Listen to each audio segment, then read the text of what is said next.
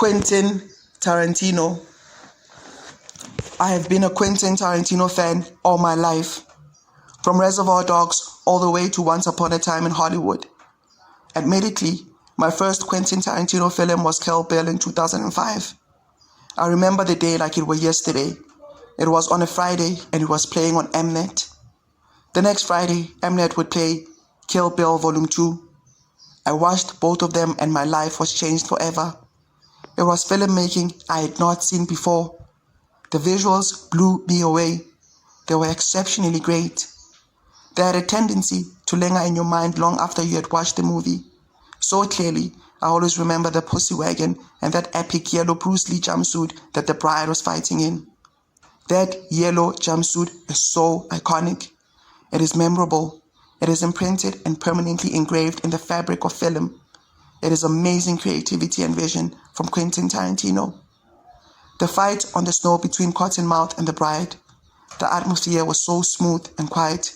It was full of serenity, and Cottonmouth was in all white, complementing the color of the snow. The contrast in that fighting scene is amazing because it ends in blood and death. The anime scene is something that hasn't been done in film before. It is so epic. He incorporated Japanese taste and culture into the film. The film is surreal.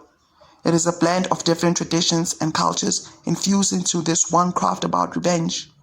The music, the samurai sword fights, the characters, the gore violence, the awesome dialogues, the authentic creativity, and the underlying chaos that manifests itself when you least expect it. Quentin Tarantino knocked Kill Bill out the park. Kill Bill is cinematic excellence. It is an experience you will never forget. It is supremely entertaining. What I love most about Quentin Tarantino movies is the professionalism. The characters are usually professionals that need to do a job, and as such, morality is exempted in the equation. Every action is justified. Quentin Tarantino doesn't want you to morally judge his characters. There is no hero in a Quentin Tarantino movie. Instead, he shows you different perspectives of different characters. To communicate this, he uses non-linear storylines and gives the characters in his movies more or less the same screen time. In this way, there is neutrality for the professionals who serves as characters in his films. The story on Reservoir Dogs follows the professional criminals who plan a heist. Among them is a police officer who is undercover.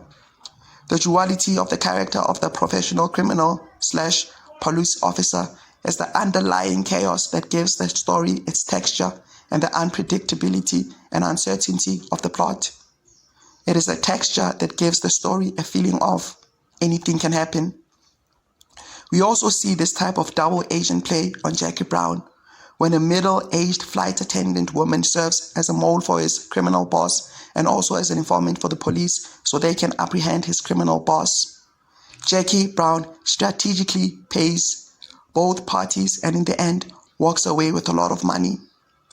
The duality in the characters of Quentin Tarantino is a common feature in all his films.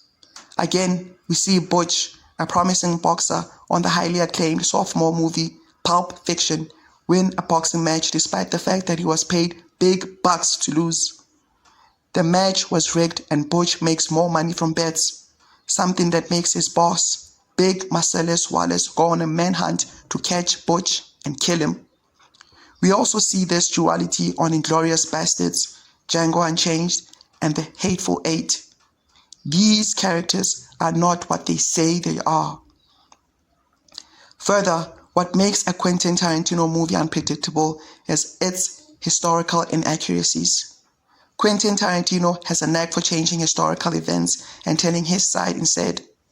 On Inglourious Basterds, the Bastards kid Adolf Hitler in the premiere of Nation's Pride to end World War II. He overstimulates the plot and adds his own made spices. This he does for the sake of the viewer, to entertain and create an experience.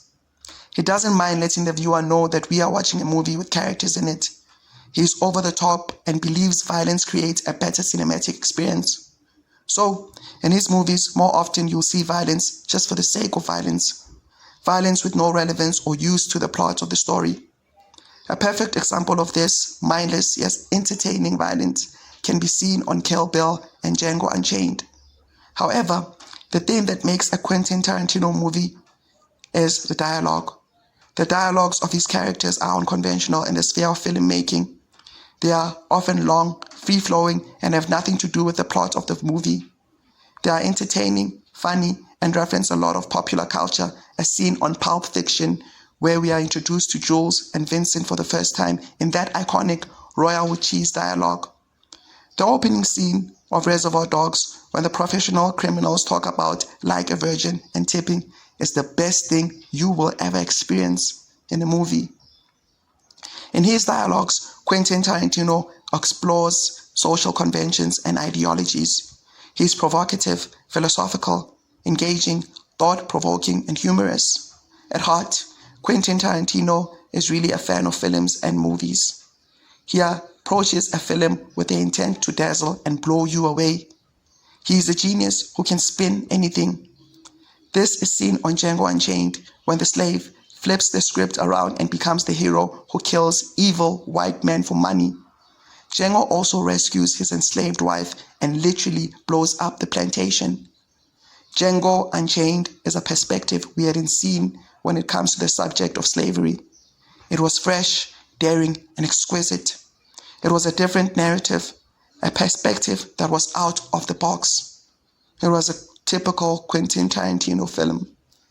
The characters were all professionals of their trades, a bounty hunter, a seasoned slaver, and a house nigger.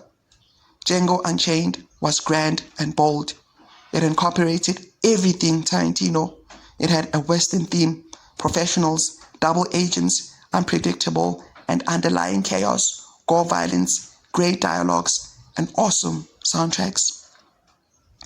Quentin Tarantino draws his inspiration from other movies.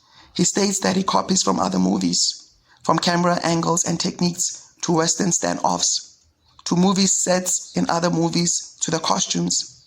His genius comes from the fact that he's obsessed with movies and the subject of filmmaking.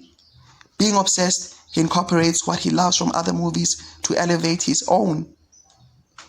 All his films generate a cult-like following because of the fresh air they bring to the world.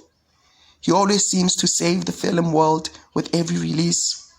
The release of Once Upon a Time in Hollywood makes me sad because it's almost time for him to close the curtains. His next movie will be his last.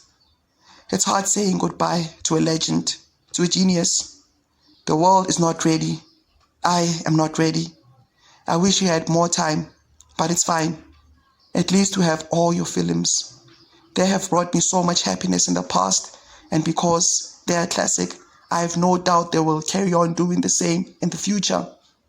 From the bottom of my heart, thank you for everything, Quentin. Thank you for sharing yourself and your genius with the world. Thank you for giving us classics. Thank you for making me love movies. You started everything for me. I know creativity because I saw a Quentin Tarantino movie when I was 9 years old.